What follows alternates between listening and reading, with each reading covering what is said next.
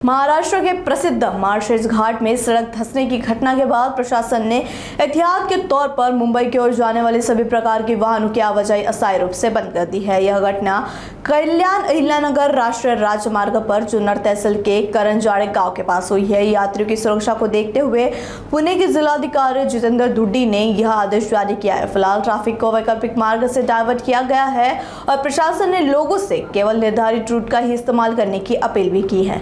करंजाळे हद्दीमध्ये खरं तर रस्ता खचल्यामुळे काल जिल्हाधिकाऱ्यांनी वाहतूक बंद केलेली आहे। काय अधिक माहिती?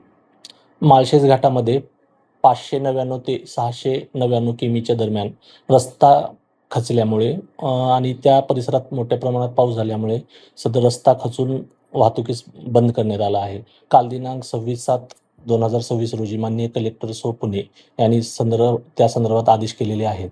तरी सदर मुरबाड साईडला अहिल्यानगरकडून जाणारी जी वाहतूक आहे ती आळेफाटा नारायणगाव चाकण मार्गे वळवण्या संदर्भात आदेश प्राप्त झाले आहेत। तरी वाहतूक जे करणार आहेत त्यांनी त्या मार्गाचा अवलंब करावा।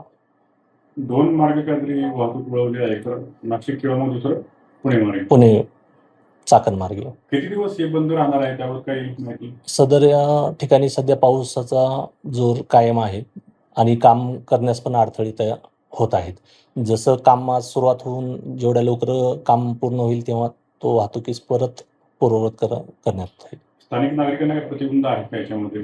यामध्ये स्थानिक नागरिकांना पिंपळगाव जोगा तसेच खिरेश्वर धरण या मार्गे पण वाहतूक करण्यास मुभा आहे, ते त्या मार्गाचा अवलंब करू शकतात।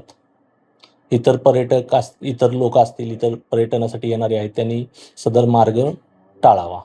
आता जुन्नर तालुक्यातील अनेक लोक जे आहेत ते मुंबई स्थित आहेत, तर त्यांना जर गावी यायचं असेल तर त्यांनी काय काळजी घेतली पाहिजे? कुठल्या मार्गाने?